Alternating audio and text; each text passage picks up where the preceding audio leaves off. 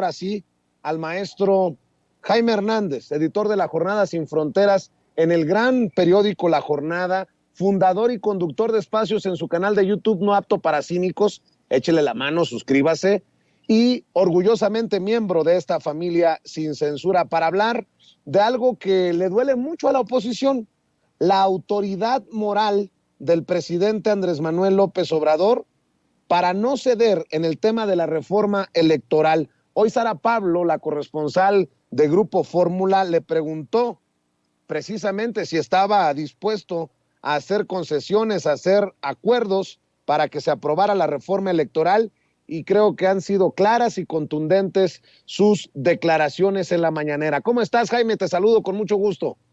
Querido Vicente, ¿cómo estás? Muchas gracias. Pues sí, fue realmente fascinante. Son de las pocas veces que uno se asoma para entender la razón detrás de la cual está este impulso del presidente y de Morena para reformar la legislación electoral.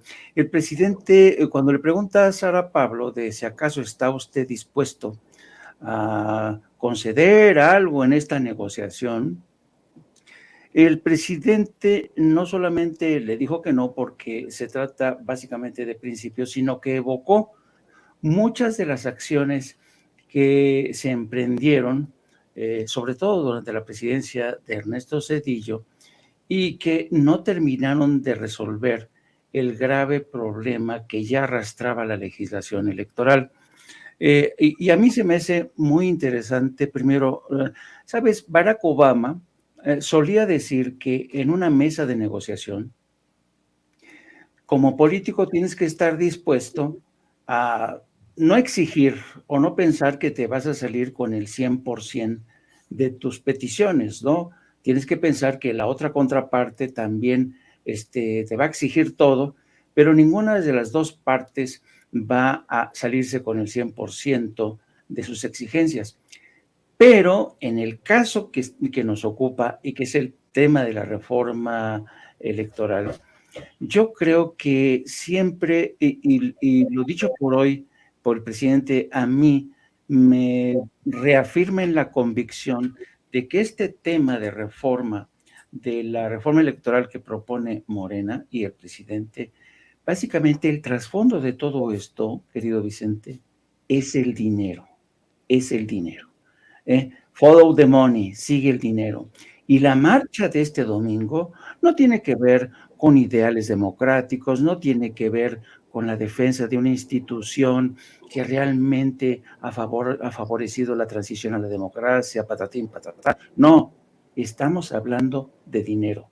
Y hoy a mí me quedó todavía más claro cuando el presidente recordó que, ¿se acuerdan cuando se impulsan las reformas electorales que impulsó de alguna manera Ernesto Zedillo?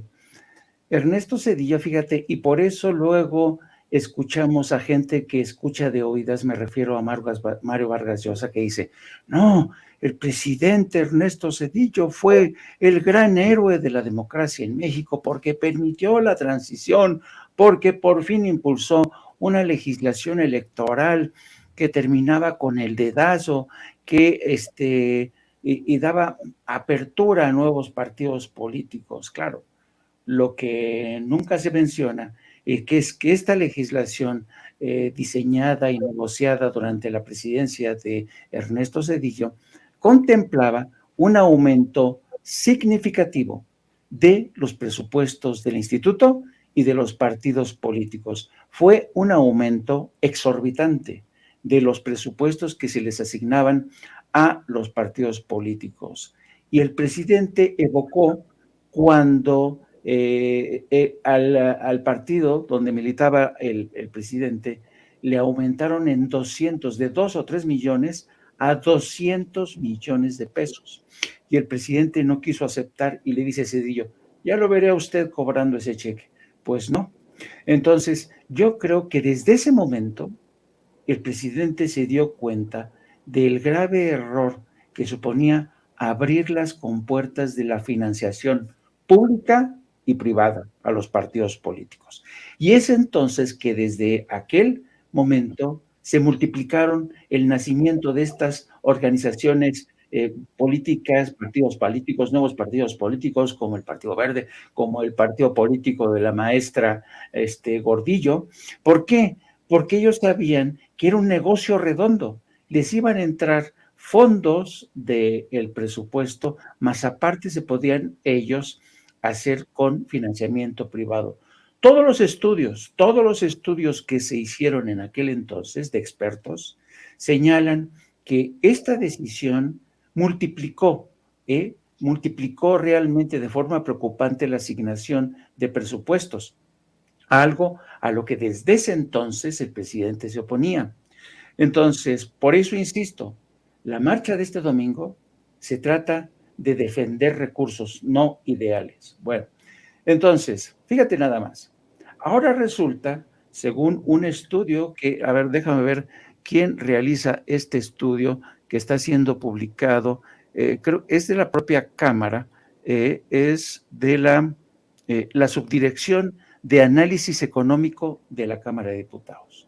Es un análisis que se está publicando. Fíjate, dice, la reforma electoral permitirá al erario nacional un ahorro de más de 14,000 millones de pesos en los próximos 5 años. Fíjate, 14,000 millones, lo que decía el presidente, el presupuesto de varias entidades, con esto se cubriría, ¿no? Entonces, yo creo que es fascinante. Entonces, yo creo que desde aquel entonces, el presidente, cuando dijo, no, no me parece este modelo de financiamiento, el presidente fue consecuente. Y a mí me encanta esto, porque esto te demuestra, parafraseando a Shakespeare, que en este tema de la negociación, que dice, oiga, ceda un poco, ¿no? Dice, no, parafraseando a Shakespeare, en este tipo de negociados, cés o no cés, como decimos en las cantinas de México, parafraseando a Shakespeare. Y el presidente ha dicho, cés o no cés. Primero los principios. No voy a permitir que en una negociación en lo oscurito, los partidos políticos que se han convertido en un gran negocio sigan perviviendo con estos presupuestos tan generosos que necesitamos para resolver otros asuntos, ni tampoco el financiamiento del INE, que da para cenas pantagruélicas, transportes, motos Harley Davidson, supersalarios, seguros médicos. Entonces, yo creo que, en serio, insisto una vez más, la marcha del domingo es de tema financiero, de recursos. Y yo recuerdo que en aquel entonces, te estoy hablando de la presidencia, ¿te acuerdas? Cuando Zedillo entra al poder, después que asesinan a Colosio, yo estaba como corresponsal en España. Y a mí me llamaba mucho la atención en aquel entonces las crónicas que desde entonces ya mandaba el diario El País, y te hablaban de Ernesto Zedillo como un héroe de la democracia por apuntalar, por impulsar esta reforma. No se metían en el tema del dinero. Solamente, fíjate, ¿sabes cómo le llamaban a esta reforma? Decían que Ernesto Zedillo estaba impulsando la perestroika mexicana, ¿no? Y los españoles estaban, wow, la perestroika mexicana, no, pinches mexicanos, ¿no? Ahora sí van a ser realmente demócratas, ¿no? Y por eso personajes como Mario Vargas Llosa se quedó con la impresión de que el señor Zedillo se había convertido realmente en un auténtico héroe de la democracia, porque estaba impulsando la perestroika mexicana. Lo que no dijo era que Ernesto Zedillo inauguró y dio continuidad a un sistema de una fórmula de cálculo de los fondos que tenía que erogar el Estado para financiar a los partidos políticos, ¿no? Que eran realmente, si tú revisas la fórmula bajo la cual sigue operando eso, realmente es un despropósito. Es dinero tirado a la basura o dinero tirado a las sacas de la corrupción, del buen vivir, de esta partidocracia que nos ha hecho tanto daño. Así es que yo creo que yo en lo personal, cuando escuché a Andrés Manuel López Obrador hablar esta mañana de estos pasajes, sobre todo con Ernesto Zedillo, me acordé, pero claro, el debate de fondo, el debate que casi todo mundo casi no quiso tocar, ni la prensa ni los medios, fue el tema del financiamiento. que le abrió las compuertas y desde ahí se generaron estos conflictos de interés, nunca se fiscalizó bien la fuente alterna de financiamiento privada de la que se abusó. Ahí tenemos el caso del PRI durante la campaña de Enrique Peña Nieto. Y cuando traspasa el poder Ernesto Zedillo, que el héroe de la transición, cuando traspasa el poder a el presidente Vicente Fox, con ese nuevo ley electoral dijo, no, ahora sí estamos ingresando a una auténtica transición a la democracia, una democracia que se va a caracterizar no por una cacería de brujas, no vamos a mirar tanto al pasado como al futuro, y todos sabemos que Vicente Fox traicionó esa transición porque fue mero gatopardismo, ¿no? No cambió nada. Lo que hizo, llegó con el cuchillo entre los dientes para exterminar medios de comunicación como el Excelsior, que era una cooperativa. Ahorita que estabas pasando el tema de la cooperativa en el Cruz del Sur, yo me acordaba en aquel entonces cuando Vicente Fox entró con el cuchillo entre los dientes y provocó realmente una crisis que ya se venía lastrando en el Excelsior. Fue una crisis brutal. A mí me dejaron abandonado con toda mi familia en el extranjero, con una deuda exorbitante, no mía, de periódico, y tuve que buscarme la vida.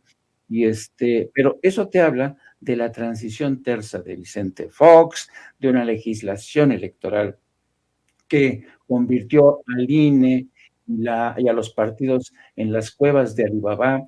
Así es que toda esta gente que va y te dice, no, es uno de los pilares de la democracia, el INE, están mintiendo con todos los dientes, querido Vicente. Así es que ojalá que realmente siga adelante esta reforma electoral. Nos va a hacer bien a todos, créeme, porque esos recursos que actualmente se dilapidan en mantener en parásitos del PAN, del PRI, que no hacen nada, en estos famosos plurinominales que están becados, en este Instituto Nacional Electoral, que, insisto, es realmente la cueva de Alibaba, nos va a hacer mucho bien a todos, porque esos recursos se pueden destinar, más de 14,000 millones de pesos en los próximos 5 años, se pueden destinar a otras obras en materia de salud, educación, en fin. Yo creo que estamos ante una propuesta noble de racionalización de recursos, pero como siempre, esta gente que defiende al INE con todo, porque están a través de los medios de comunicación, intelectuales orgánicos, ellos van a seguir insistiendo que detrás de esto hay el intento del presidente Andrés Manuel López Obrador de consolidar su poder, de convertirse en un tirano, pero no dicen que detrás de todo esto lo que está en realidad en juego es el dinero, la plata, así de sencillo. Pues nada más para cerrar también sobre esto que estás mencionando, la autoridad moral, querido Jaime, hay que mencionar que Pablo Gómez, el actual titular de la Unidad de Inteligencia Financiera, quien es autor junto con Horacio Duarte de esta iniciativa de reforma electoral, aseguró que en el INE han pasado a ser de incondicionales de los gobiernos a incondicionales de la oposición y que cada quien se ponga el saco que le quede. Mi querido Jaime, te mando un abrazo. ¿Por qué no cerramos invitando a la gente para que amor con amor se pague y también te apoye en tus trincheras? Muchas gracias, querido Vicente. Pues sí, al igual que la gente demuestre este amor sin censura, que también compartan su amor. Estamos en la época del poliamor, por favor. Suscríbanse a nuestro canal en YouTube. Búsquenos, No Apto para Cínicos, denle la campanita para que les avise. También síganos a través de nuestras redes sociales, a través de mi cuenta de Twitter, @JaimeJourno, y también a través de la sección de La Jornada Sin Fronteras de nuestro gran periódico, La Jornada. Don Vicente, muchas gracias por todo, como siempre, y nos vemos la próxima semana, amigo. Te mando un abrazo. Claro que sí, te mando un abrazo yo también, querido Jaime. Estamos al pendiente, el maestro Jaime Hernández, editor de La Jornada Sin Fronteras en el gran periódico La Jornada, hablando con nosotros sin censura.